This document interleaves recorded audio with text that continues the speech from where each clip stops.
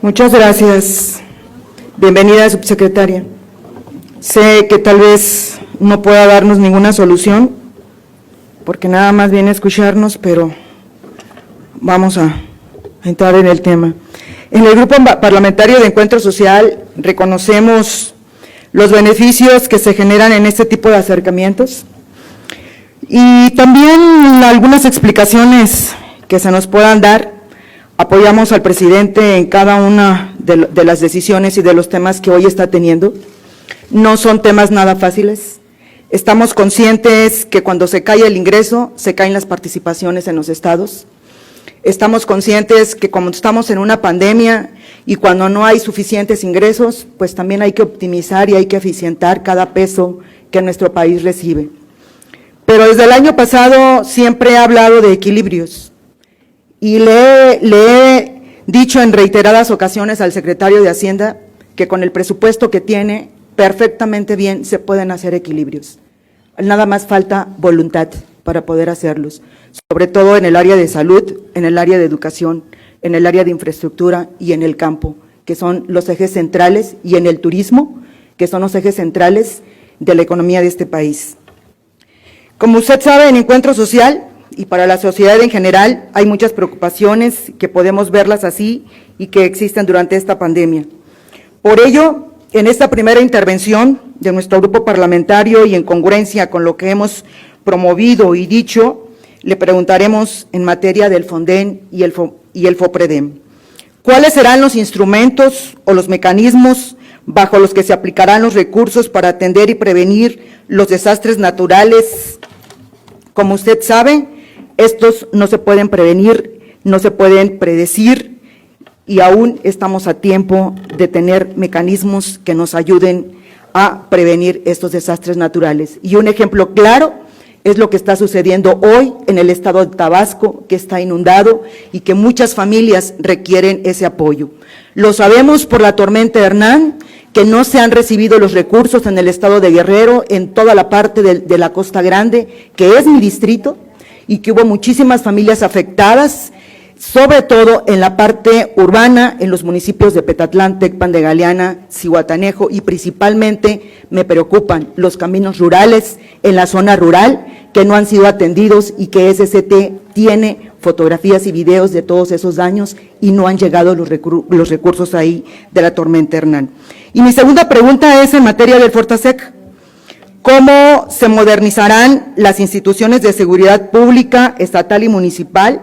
¿Y cómo se adaptarán de manera oportuna y proporcional al crecimiento y a la evolución del fenómeno delictivo que se sigue extendiendo en todo el país? Esto se lo digo porque es derivado de las exigencias de los cumplimientos de las cuales están previstas en los ejes programas con prioridad nacional, subprogramas aprobados por el Consejo Nacional de Seguridad Pública y demás políticas similares. Para nuestro grupo parlamentario son temas de mucha sensibilidad social, donde lo socialmente correcto es no fallarle a los ciudadanos y menos fallarle al pueblo de México. Espero sus preguntas y más en materia de seguridad, porque hoy sí tenemos que darle una respuesta a la gente allá abajo del por qué desaparece el Fortasec en los municipios y en los estados y cómo vamos a cubrir esas grandes necesidades que se tienen y sobre todo por lo que está sucediendo en Baja California y que yo personalmente el día de ayer expuse en tribuna el asesinato de mi compañero dirigente de la CODUC y sobre todo dirigente pesquero que fue asesinado cobardemente y que exigimos justicia en ese sentido. Muchas gracias. Tengo las preguntas de la diputada María del Carmen del Pez, que no la veo. Diputada, muchas gracias. Me preguntaba, en primer término, bueno, tengo aquí anotado el tema de FONDEN, que le preocupa especialmente, por supuesto a nosotros nos preocupa, también lo preguntaba el diputado Galindo, y aquí aprovecharé la oportunidad para referirme al tema de fideicomisos que también me preguntaban varios diputados. La intención, como sabemos, como se ha hecho de conocimiento público, era por un lado pasar de un mecanismo bueno, pues que históricamente se había definido como funcional.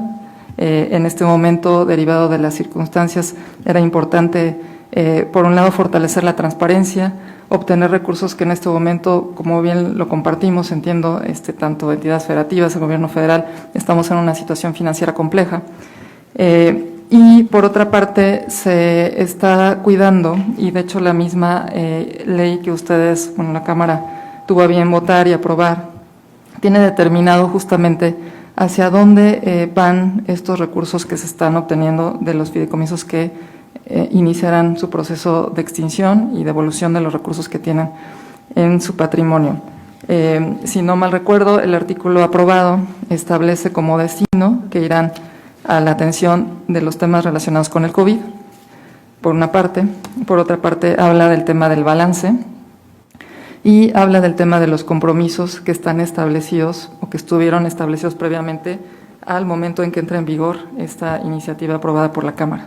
Es decir, se está pensando, por supuesto, cubrir y no dejar desatendidos todos los compromisos que hubiera habido previamente a que esto entre en vigor, incluido el tema del Fonden, por supuesto.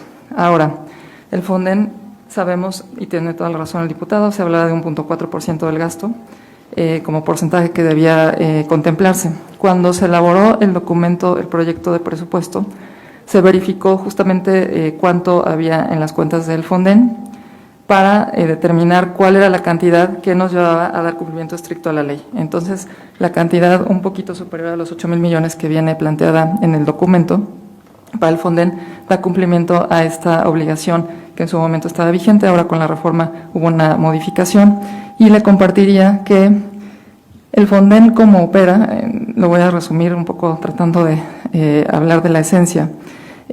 Cuando hay un desastre, pues se plantea, bueno, primero la declaratoria, etcétera, y llega a los grupos de trabajo que determinan, en su caso, qué eventos o qué actividades van a ser atendidas.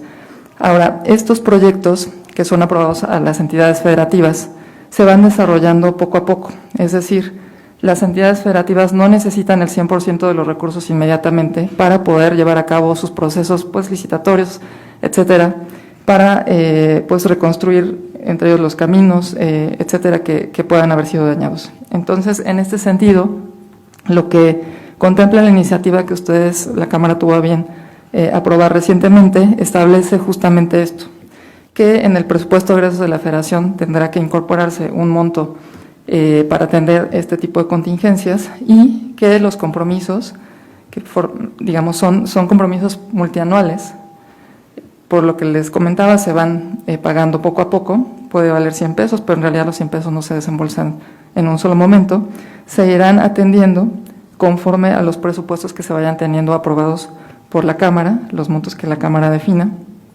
y se irán utilizando para ir pagando la atención de estos desastres. Entonces, le comparto, a nosotros por supuesto también nos preocupaba, creemos que este mecanismo nos va a permitir justamente tener esta flexibilidad para seguir apoyando los gastos de desastres que se van dando pues todos los años, ¿no?, de manera imprevista.